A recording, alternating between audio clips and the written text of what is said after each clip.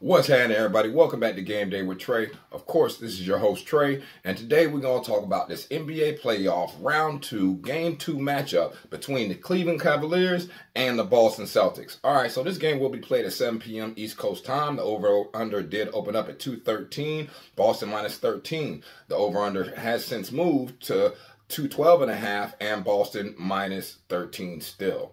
All right, so Cavaliers need a win here, man, to even up this series 1-1. The Cavaliers are 0-4 straight up in the postseason on the road, you guys. The Cavs are only averaging 95.8 points per game on 43.6% shooting and allowing 102.8 points per game on 42.9% shooting. All right, whereas Boston Celtics look for their 5th straight win to take a 2-0 series lead. The Celtics are 3-1 straight up at home this postseason. The Celtics are averaging 109.8 points per game on 47.7% shooting and allowing 92.7 points on 43.3% shooting. All right, so when we're talking about these two teams, okay, their last meeting, the score was 120-95 back on May 7th in Boston, the visiting Cleveland Cavaliers. Of course, we know they need to try to even this up, and well, the Celtics just beat them up, man, all game long. The Celtics were up all 4 quarters, I believe. If you took them first half in-game bet, they were good.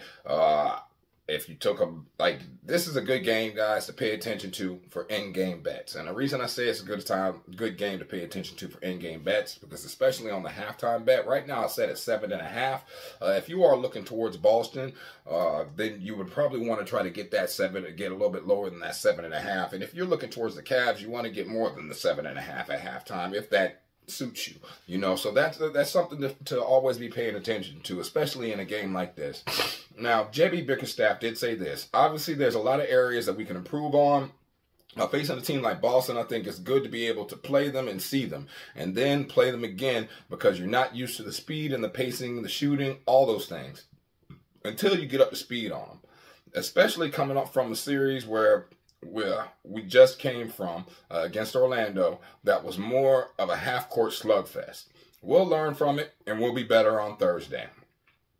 We got 42 threes up and hit 11, said Donovan Mitchell, who scored a game-high 33 points in Game 1. He also said, I think the biggest thing now is just being able to hit and knock them down. All right, now the Boston Celtics received 32 points from Jaylen Brown and 25 points from Derek White, who sang 7 3-pointers.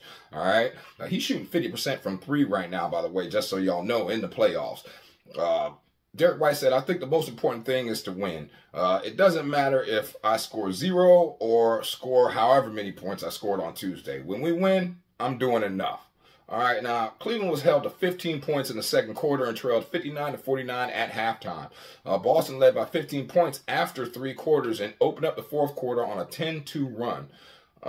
Bickerstaff said, I thought we created some open shots. I think we got some good looks from what we were looking at. They just didn't go. I think we missed 4 or 5 layups in the second quarter. Typically, we make those.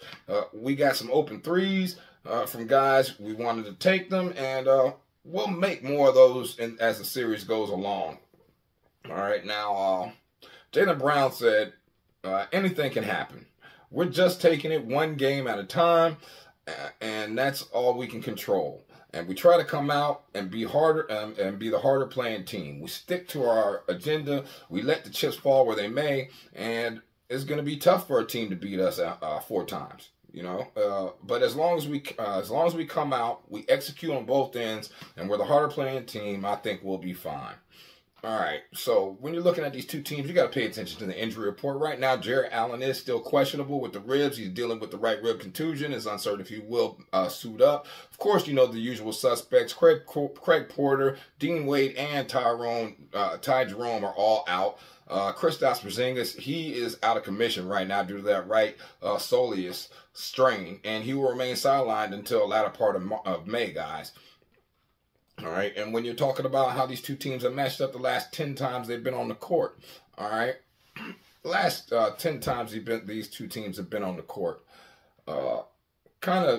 it's simple, okay? Boston 6-4 straight up. Now it is 5-5 even against the spread, and it's 6 to the over, 4 to the under. But when you're looking just this season, okay, these two teams have played a total of 4 times now, and out of the 4 times they played 3 games in Boston. Boston won all 3 games in Boston and lost 1 game in Cleveland. The lowest amount of points that Boston has scored in this season, and including the postseason, against this team is 104 points, and that was back on March 5th of this season. Cleveland did cover 2 out of the 4 times now, so that is something to pay attention to. They did cover the 11 way back on December 12th, and they did cover, of course, in Cleveland when they won, when they were getting 8.5. It went under in that game, and it went over in the other game where they did cover. All right, so, but what you really want to pay attention to is how they've been playing as of recent, all right? And when you're talking about this Cleveland team is, wow, they are 3-4, okay, against the spread in the playoffs right now. Let me just check that real quick, make sure I'm reading that right. Yeah, no, they're 3-5 against the spread so far this in the playoffs right now, and Boston's 5-1 against the spread, you guys, in the playoffs. Okay, which is very important to understand. And right now, they've also been trending towards the over. They're 6-4 to the over in their last 10 games. And they had 4 games go over, 3 games go under in their last, I guess, 8 games. All right. You know, so they are leaning towards the over, and Boston also is another team that's leaning towards the over. They're coming off of 2 straight overs. They had 2 straight unders in the Miami series when they played in Miami, and it was over in Boston and under the first time they played.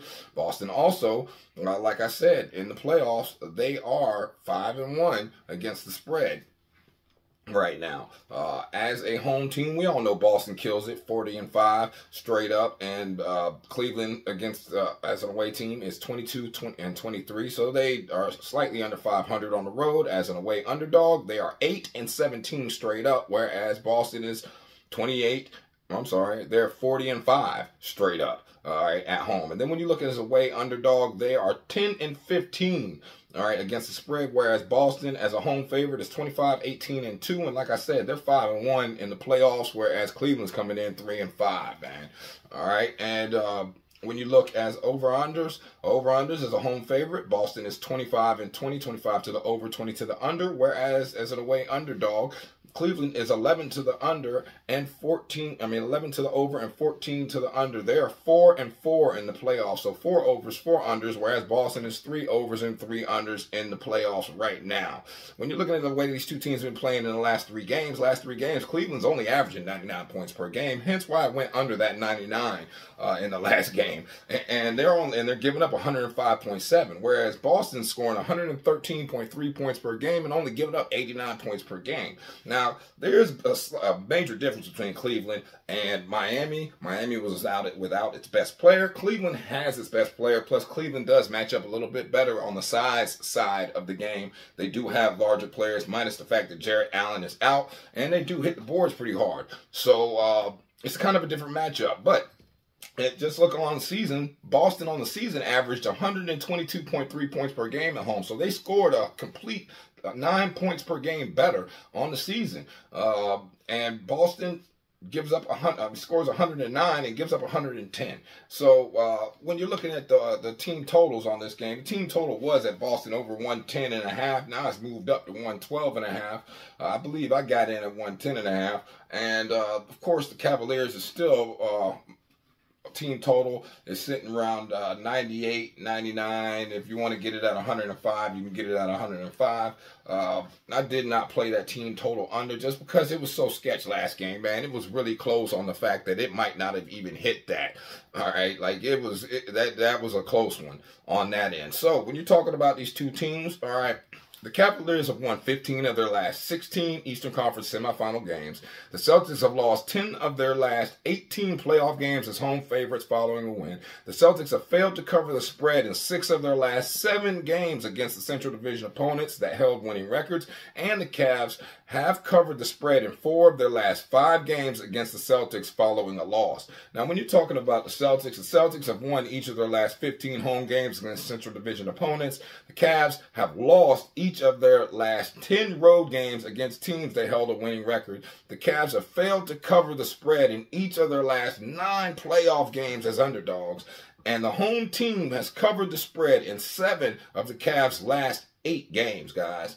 All right, now, each of the Celtics' last 6 night games at TD Garden have gone over the total points line, and each of the Cavs' last 4 Eastern Conference semifinal road games against Atlantic Division opponents have gone over the total points line. So, what am I feeling? I'm leaning towards Boston minus the 13.5 or 13. Might get there on that one. Might play with it and give us take off some more points. But I definitely like Boston at half, minus the 7.5. Might do an in-game bet on that. And leaning towards, or actually I already got the Celtics over 110.5.